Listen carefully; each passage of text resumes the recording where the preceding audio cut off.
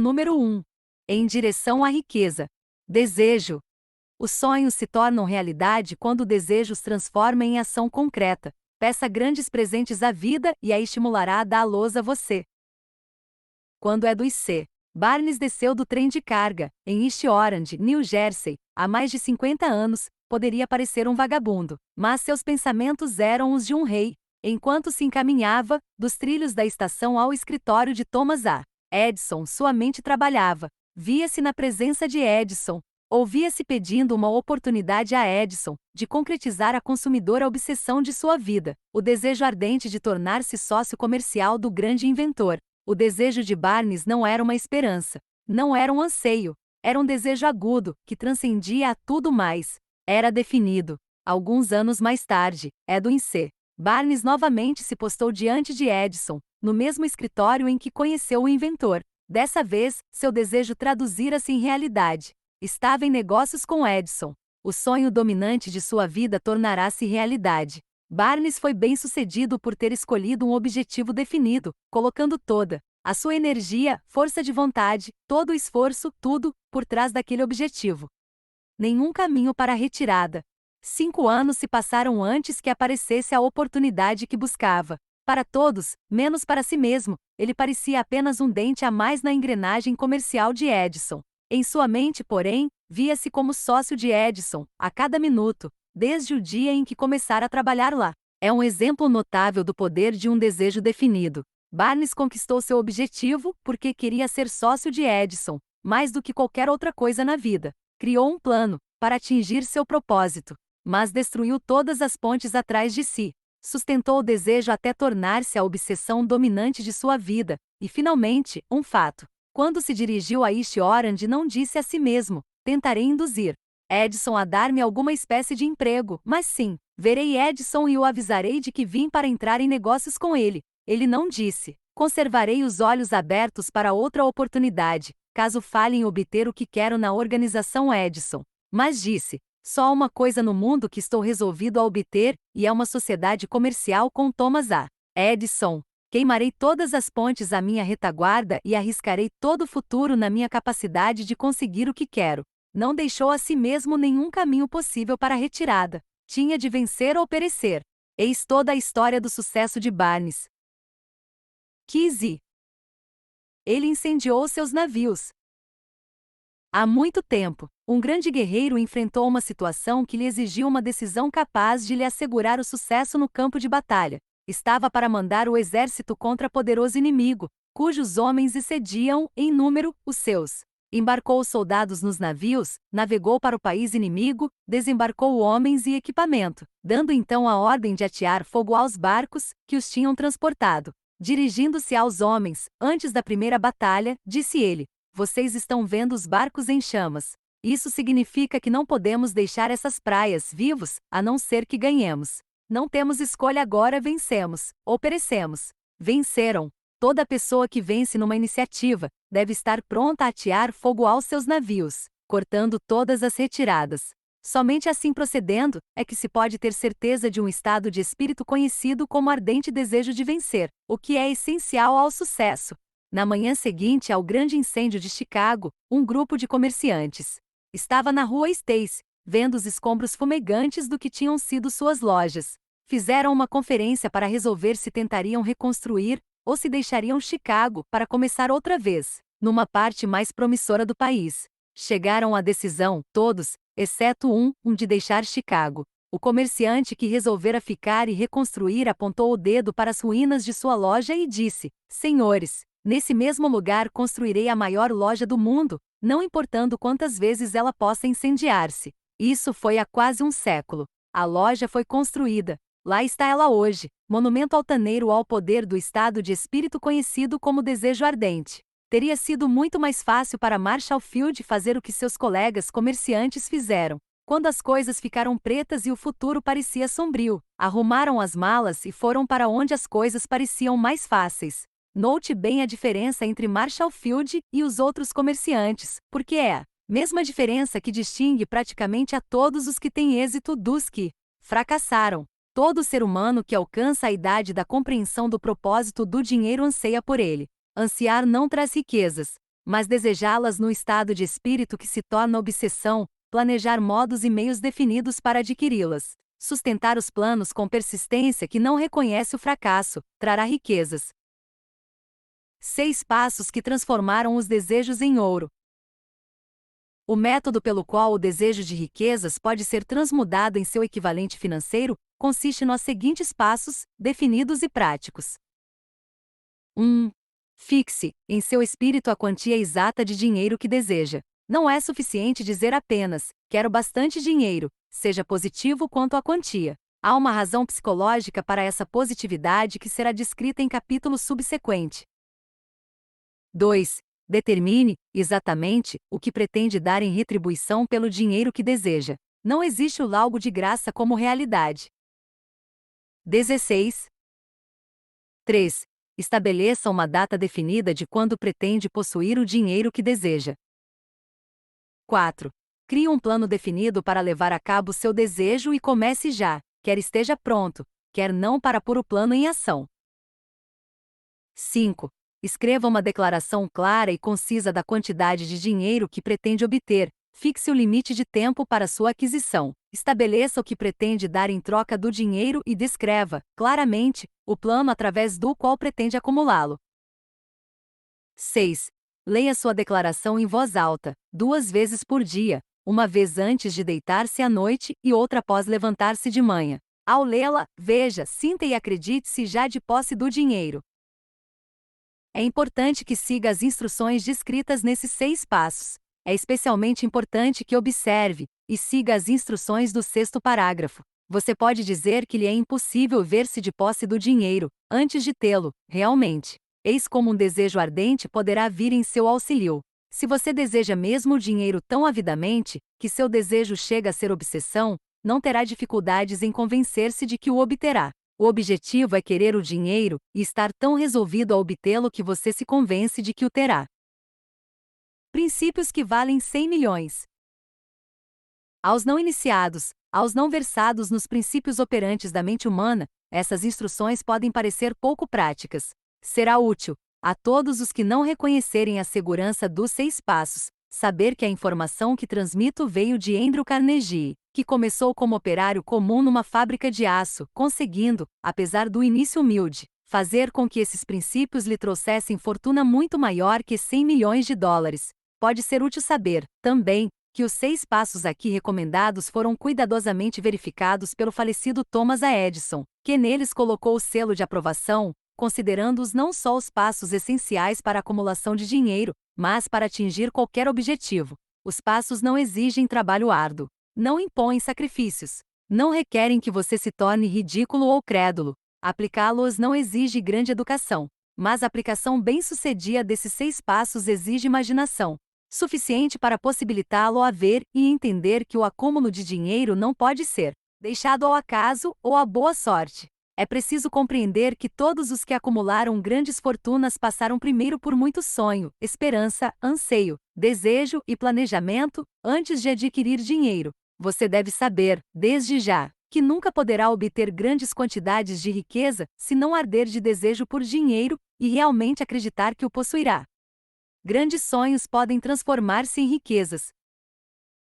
Nós que estamos nesta corrida de riquezas devemos saber que este mundo mudado em que vivemos exige novas ideias, novas maneiras de fazer as coisas, novos líderes, novas invenções, novos métodos de ensino, novos métodos de compra e venda, novos livros, nova literatura, novos programas de televisão, novas ideias para fitas de cinema. No fundo de toda essa procura por coisas novas e melhores, é preciso possuir uma qualidade para vencer, propósito definido, conhecimento do que se quer e um desejo ardente de possuí-lo. Nós que desejamos acumular riquezas, devemos lembrar-nos que os verdadeiros líderes do mundo sempre foram homens que dominaram e empregaram as forças intangíveis e invisíveis da oportunidade ainda inexistente, convertendo-as, as forças ou impulsos do pensamento, em arranha-céus. Cidades, fábricas, aviões, automóveis e todos os tipos de utilidades que tomam a vida mais agradável. Ao planejar a aquisição da sua quantidade de riquezas, não deixe que ninguém influa sobre você, zombando do sonhador. Para conseguir os grandes prêmios nesse mundo mudado, é preciso captar o espírito dos grandes pioneiros do passado, cujos sonhos deram à civilização tudo o que tem de valioso, o espírito que serve de sangue vital do nosso próprio país, a sua oportunidade e a minha, para desenvolver e negociar nossos talentos. Se o que você quiser fazer está certo e você acredita nisso, vá em frente e faça-o. Concretize seu sonho e não se importe com o que eles possam dizer se você sofrer uma derrota temporária. Eles talvez não saibam que cada fracasso traz em si a semente de um êxito equivalente. Thomas Edison sonhava com a lâmpada que podia ser operada por meio de eletricidade, começando, onde se encontrava, a pôr seu sonho em ação, e apesar de mais de 10.000 fracassos, persistiu no sonho até tomá-lo realidade física. Sonhadores práticos não desistem. Velan sonhava com uma cadeia de charutarias, transformou o sonho em ação e agora as charutarias unidas ocupam os melhores cantos na América. Os irmãos Urais sonhavam com uma máquina que voasse. Atualmente podemos ver evidências no mundo inteiro de que o sonho era sensato. Marconi sonhou com um sistema que utilizasse as forças intangíveis do éter. Provas de que não sonhou em vão podem ser encontradas em cada aparelho de rádio e televisão do mundo. Pode interessar-lhe saber que os amigos de Marconi fizeram.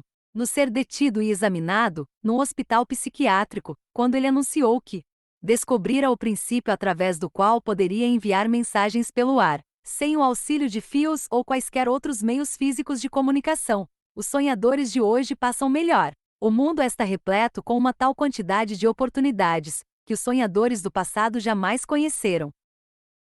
Colocaram o desejo por trás dos sonhos. O desejo ardente de ser e de fazer é o ponto inicial do qual deve partir o sonhador. Os sonhos não nascem da indiferença, do ócio ou da falta de ambição. Lembre-se de que todos os que têm sucesso na vida partem de um mau começo, passam por muitas lutas desanimadoras, antes de chegar. O ponto culminante na vida dos bem-sucedidos geralmente chega no momento de alguma crise, através da qual são apresentados ao seu outro eu. John Bunyan escreveu The Pilgrim's Progress, que está entre os melhores livros ingleses. Depois de ter penado numa prisão e de ter sido dolorosamente punido por causa de suas opiniões religiosas, Henry descobriu o gênio adormecido em seu cérebro, depois de ter sofrido grande desgraça e de ter ficado numa cela de prisão. Forçado pela desgraça a conhecer seus outro eu e a usar a imaginação, descobriu que era um grande autor e não um miserável criminoso e marginal. Charles Dickens começou colando rótulos em latas de graxa. A tragédia do seu primeiro amor penetrou-lhe as profundezas da alma, convertendo-o num dos autores de fama mundial, realmente grande. Essa tragédia produziu primeiro David Copperfield, depois uma série de outras obras, que fizeram o mundo mais rico e melhor para todos os seus leitores. Helen Keller tornou-se surda, muda e cega, logo depois que nasceu. Apesar da enorme desgraça, escreveu o nome, indelevelmente nas páginas da história dos grandes. Sua vida toda serve de prova de que ninguém está totalmente derrotado, enquanto não aceitar a derrota como realidade. Robert Barnes era um camponês iletrado. Atormentado pela pobreza, cresceu bêbado. O mundo se tornou mais belo por ele ter vivido, pois agasalhou lindos pensamentos poéticos, o que arrancou um espinho, plantando, em seu lugar, uma rosa. Beethoven era surdo, Milton cego, mas seus nomes permanecerão para sempre, porque sonharam e traduziram os sonhos em pensamento organizado. Existe diferença entre ansiar por algo e estar pronto a recebê-lo. Ninguém está pronto para alguma coisa, enquanto não acreditar que poderá obtê-la. O estado de espírito deve ser o de convicção, e não mera esperança ou anseio. Mente receptiva é essencial à crença. Mente fechada não inspira fé, coragem ou crença. Lembre-se de que não se exige mais esforço para um alto objetivo na vida, para a abundância e prosperidade, do que para aceitar a miséria e a pobreza. Um grande poeta formulou essa verdade universal através destas linhas. Regateei com a vida por 1 centavo, e a vida não quis pagar mais, por mais que eu implorasse à noite quando contava meus magros haveres. Pois a vida é apenas empregador, dá-lhe o que você pede, mas desde que tenha estabelecido o salário, ora, é preciso aguentar a tarefa. Trabalhei por um salário vil, só para descobrir, assombrado, que qualquer salário que eu tivesse pedido à vida, ela teria pago com boa vontade. O desejo faz o impossível. Para um clímax adequado ao presente capítulo, quero apresentar uma das pessoas mais incomuns que conheci. Viu pela primeira vez, alguns minutos depois que nasceu. Veio ao mundo sem nenhum sinal físico de orelhas e o médico admitiu, quando o apertaram para dar a opinião sobre o caso, que a criança podia ser surda e muda para o resto da vida. Contestei a opinião do médico. Eu tinha o direito, era o pai da criança. Também eu cheguei a uma decisão e formei opinião, mas expressei a opinião silenciosamente, no segredo do meu coração. Sabia no íntimo que meu filho iria ouvir e falar. Como? Tinha certeza de que devia de existir um meio, e sabia que o encontraria. Pensei nas palavras do imortal Emerson. Todo o curso das coisas serve para ensinar-nos fé. Basta nos obedecer. Há orientação para todos nós, e se ouvirmos com humildade, escutaremos a palavra certa. A palavra certa? Desejo. Mais do que qualquer outra coisa, eu desejava que meu filho não fosse um surdo-mudo. Desse desejo jamais retrocedi, nem por um segundo. O que podia eu fazer? Teria de achar, de qualquer modo, o meio de transplantar para a mente da criança o meu ardente desejo de transmitir-lhe som ao cérebro, sem o auxílio de orelhas. Assim que ela estivesse com idade suficiente para cooperar, encher-lhe-ia de tal modo a mente com o desejo ardente de ouvir, que a natureza, por métodos próprios, se incumbiria de traduzi-lo em realidade física. Esse raciocínio todo teve lugar em meu cérebro, e eu não o mencionei a ninguém. Todos os dias, renovava o juramento que fizera a mim mesmo de que meu filho não seria surdo-mudo. Com o correr dos anos, quando começou a notar as coisas ao seu redor, observamos que tinha um leve grau de audição. Ao chegar à idade em que as crianças geralmente começam a falar, não fez a menor tentativa nesse sentido, mas percebíamos por suas ações que ouvia vagamente certos sons. Era tudo o que eu queria saber. Estava convencido de que, se ele pudesse ouvir mesmo um pouco, poderia desenvolver maior capacidade de audição. Algo aconteceu e então que me deu esperanças. Veio de uma fonte totalmente inesperada. Encontramos o caminho.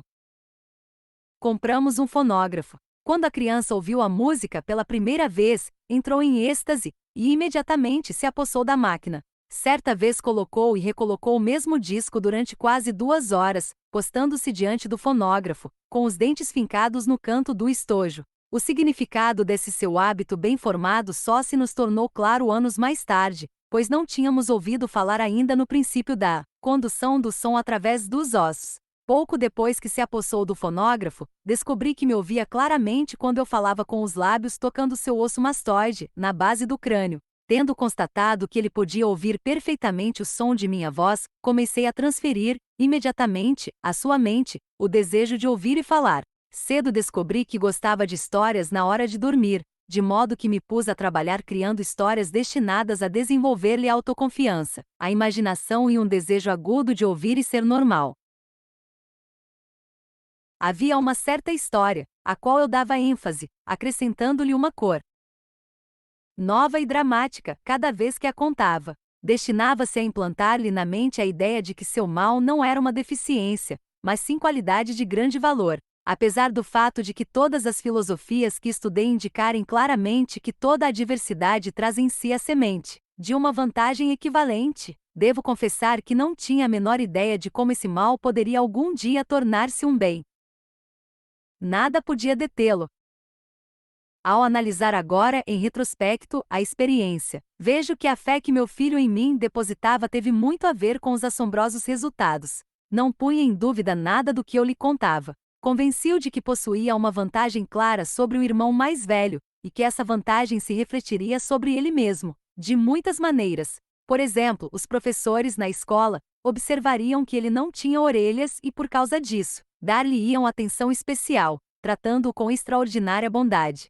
Sempre o fizeram. Convenci-o também de que, quando tivesse idade suficiente para vender jornais, o irmão mais velho já se tornará jornaleiro, teria grande vantagem sabre-humano, pois as pessoas lhe pagariam a mais pelo produto, vendo que ele era um menino inteligente, aplicado, apesar de não ter orelhas. Quando estava com uns 7 anos, demonstrou a primeira evidência de que nosso método de programação da mente estava produzindo resultado. Durante meses, implorou o privilégio de vender jornais, mas a mãe não quis dar o consentimento ao projeto. Finalmente, resolveu tomar o assunto em suas próprias mãos. Uma tarde, quando ficou em casa com os criados, subiu à janela da cozinha, caiu sentado no chão e saiu sozinho. Tomou emprestado 6 centavos do sapateiro da vizinhança, investiu-os em jornais, vendeu-os, reinvestiu o capital e continuou repetindo o processo até tarde da noite. Após o balanço das contas e de pagar os 6 centavos, que pedirá emprestado ao seu banqueiro, teve um lucro líquido de 42 centavos. Ao chegarmos em casa, naquela noite, encontramo-lo na cama, dormindo, apertando o dinheiro na mão. Sua mãe abriu-lhe a mão, tirou as moedas e chorou. Ora essa! Chorar pela primeira vitória do filho parecia tão fora de propósito. Minha reação foi o oposto. De todo o coração, pois sabia que minha tentativa de implantar na mente da criança uma atitude de fé em si mesmo obtivera sucesso. Sua mãe viu, nessa primeira aventura comercial, o menininho surdo que saíra pelas ruas, arriscando a vida para ganhar dinheiro. Eu vi um pequenino homem de negócios corajoso, autoconfiante, ambicioso, cuja confiança em si mesmo aumentara 100%, porque entrará nos negócios por iniciativa própria e vencera. A transação me agradou, porque percebi que provara ser capaz de recursos que o acompanhariam pela vida inteira. Uma brecha na audição. O menininho surdo passou pela escola primária, ginásio e college, sem conseguir ouvir seus professores, a não ser que gritassem bem alto e a pequena distância. Não foi a uma escola para surdos. Não permitimos que aprendesse a linguagem dos sinais.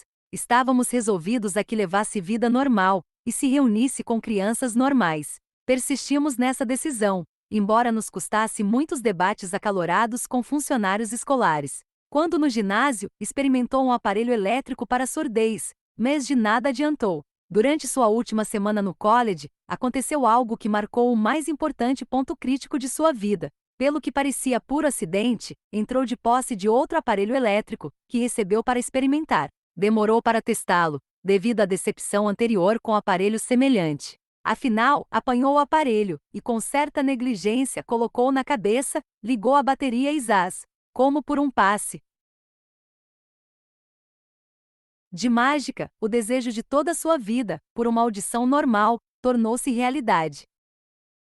Pela primeira vez na vida, conseguiu ouvir praticamente tão bem quanto uma pessoa de audição normal. Felicíssimo pelo mundo transformado que lhe fora dado através do aparelho, correu para o telefone, ligou para a mãe, ouvindo-lhe a voz perfeitamente. No dia seguinte, ouviu claramente as vozes dos professores em classe, pela primeira vez na vida. Pela primeira vez na vida, pôde conversar livremente com outras pessoas, sem necessidade de que falassem alto. Na verdade, entrará de posse de um mundo transformado. O desejo começara a trazer juros, mas a vitória ainda não estava completa. O menino ainda tinha de encontrar um meio definido e prático de converter seu defeito numa qualidade equivalente. O menino, surdo, ajuda os outros, mal compreendendo o significado do que já fora alcançado, mas intoxicado pela alegria do recém-descoberto mundo do som, escreveu uma carta ao fabricante do aparelho de surdez, descrevendo com entusiasmo sua experiência. Algo em sua carta fez com que a companhia o convidasse para ir a Nova York.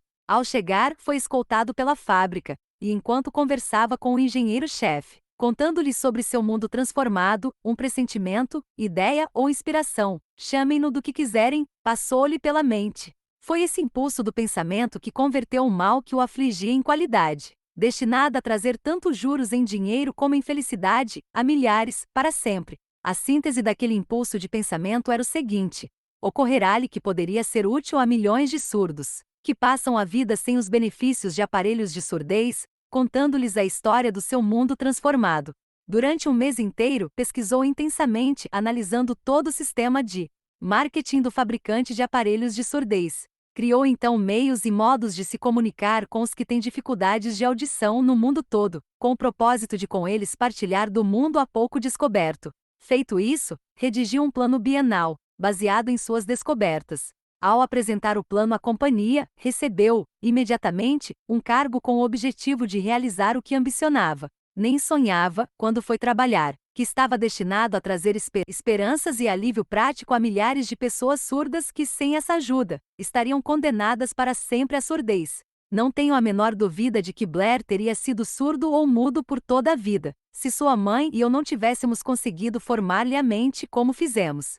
Quando lhe plantei na mente o desejo de ouvir e falar, de viver como pessoa normal, com esse impulso lhe transmitia uma estranha influência, que fez a natureza se tornar construtora de pontes, eliminando o golfo entre seu cérebro e o mundo exterior. Na verdade, o desejo ardente tem meios tortuosos de transmudar-se em equivalente físico. Blair desejava audição normal, agora ele a tem. Nasceu com um defeito que poderia, facilmente, jogar alguém que tivesse um desejo menos definido à rua, com um punhado de lápis e uma latinha. A pequena mentira branca que eu lhe implantara na mente quando ele ainda era criança, levando-o a crer que seu defeito se tornaria uma grande qualidade, justificara-se. Nada existe em verdade, certo ou errado, que a crença, aliada ao desejo ardente, não possa tornar real. Essas qualidades estão à disposição de qualquer pessoa. Desejo produz mágica para uma cantora. Um curto parágrafo, num despacho de jornal referente a Madame Schumann fornece-nos a pista para o sucesso estupendo, como cantora, dessa mulher incomum. Cito o parágrafo, porque a pista que contém não é senão o desejo. No começo de sua carreira, Madame Schumann visitou o diretor da Ópera da Corte de Viena, para que lhe testasse a voz. Mas ele não o fez. Após um olhar à moça mal vestida e tímida, exclamou, não muito gentilmente, com esse rosto e sem nenhuma personalidade, como pode esperar vencer na ópera? Minha filha, desista da ideia. Compre uma máquina de costura e vá trabalhar. Você nunca poderá ser cantora. Nunca é um longo tempo. O diretor da Ópera da Corte de Viena conhecia bem a técnica do canto, mas conhecia bem pouco o poder do desejo, quando assume as proporções de uma obsessão. Se tivesse conhecido melhor esse poder, não teria cometido o erro de condenar um gênio, sem dar-lhe uma oportunidade. Há muitos anos, um de meus sócios comerciais adoeceu. Piorou com o decorrer do tempo, até que, afinal, foi levado ao hospital, para ser operado. O médico avisou-me de que pouca ou nenhuma chance haveria de vê-lo vivo novamente. Essa era a opinião do médico, porém, não era a opinião do paciente. Antes de ser levado para a mesa, sussurrou fracamente. Não se incomode, chefe, sairei daqui em alguns dias. A enfermeira de serviço olhou-me, penalizada. Mas o paciente se salvou. Depois que tudo terminou, o médico afirmou. Só o seu desejo de viver é que o salvou. Nunca teria aguentado se não se tivesse recusado a aceitar a possibilidade de morte. Acredito no poder do desejo, apoiado pela fé, porque vi esse poder erguer homens de origem obscura a posições de riqueza e poder. Já o vi roubar a sepultura de sua vítima. Vi-o servindo de meio para que homens ensaiassem a volta, após derrotas em centenas de maneiras diferentes. Vi-o permitir ao meu filho uma vida normal, feliz e bem-sucedida, apesar da natureza tê-lo mandado ao mundo sem orelhas. Como se pode subjugar e utilizar o poder do desejo? Isso foi respondido através desse e dos capítulos subsequentes do livro, através de um princípio estranho e poderoso de química mental, jamais divulgado. A natureza envolve no impulso do desejo forte, aqueles algo que não reconhece palavras como impossível e não aceita a realidade como a derrota. Pontos a fixar. Quando o desejo converge grandes forças para sua vitória, você não precisa de nenhum modo recuar. A vitória é certa. 6 passos definidos, aqui mostrados, transformam o desejo em ouro. Para Andrew Carnegie, esses princípios valem 100 milhões. O desejo constrói nova vitória da derrota temporária. Foi o desejo que construiu uma das maiores lojas de departamentos do mundo, literalmente sobre cinzas. Um menino sem orelhas aprendeu a ouvir. Uma mulher sem possibilidades tornou-se grande cantora de óperas. Um homem doente, que os médicos pensavam que morreria, conseguiu se salvar. Desejo foi a força que auxiliou essas pessoas, por alguma estranha, mas natural química mental. Não há limitações à mente, exceto as que admitimos.